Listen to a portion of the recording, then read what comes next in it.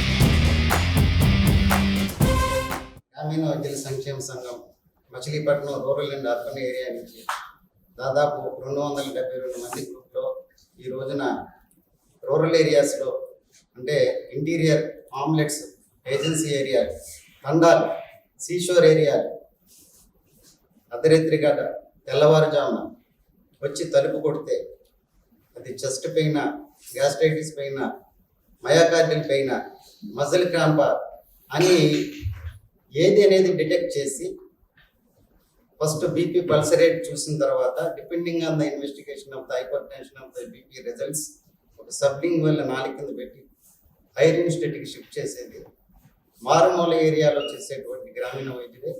ఇది for suppose to be అది myocardial infection అనుకోండి, అది అక్కడ గోల్డెన్ అవర్, ఆ గోల్డెన్ అవర్ని యూటిలైజ్ చేసేది గ్రామీణ వైద్యుడే.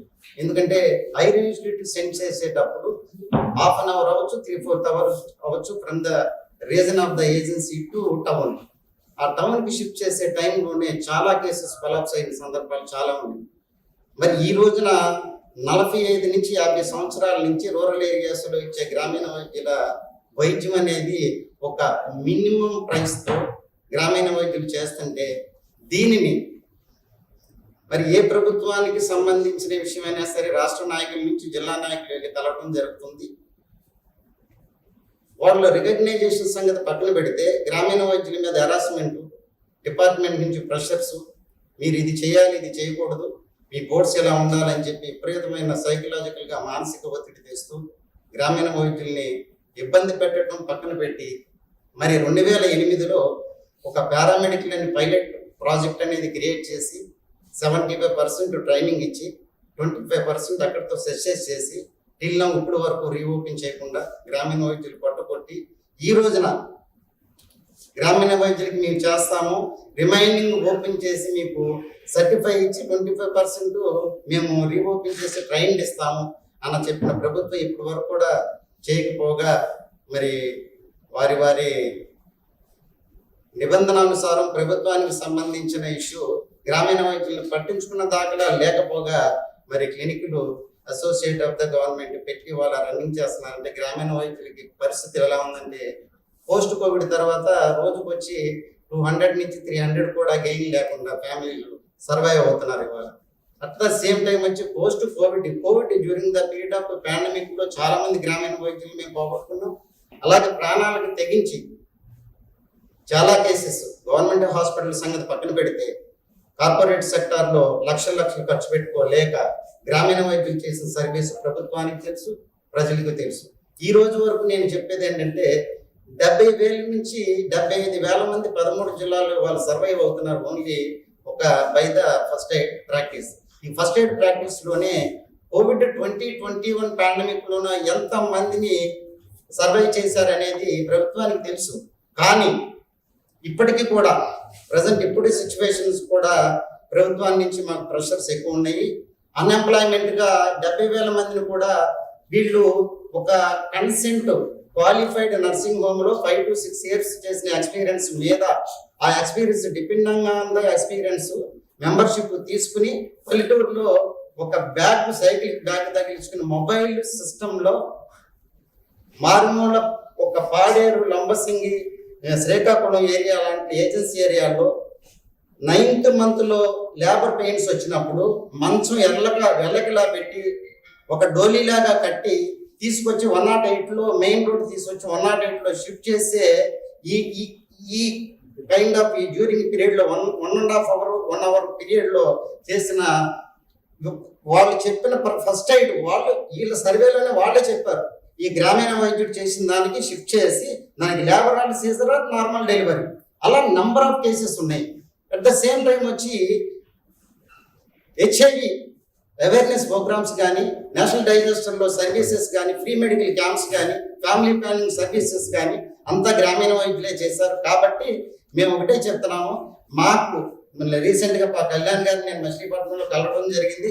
ఆయన 5 నిమిషాలు మాట్లాడాలి అనుకున్న వాళ్ళు 20 minutes మాట్లాడారు. అట్ ద సేమ్ టైం వచ్చి సబ్జెక్టివ్ వైడ్గా గ్రామీణ వైద్యులు ఏం చేస్తున్నారు అనే విషయం ఆయన మాట్లాడారు. అందువల్ల మేము గ్రామీణ వైద్యులు పవన్ కళ్యాణ్ గారికి సపోర్ట్ చేయటం నిమిత్తం మేము ఈరోజు అక్కడి నుంచి ఎంతమంది యాక్చువల్గా రావడం జరిగింది.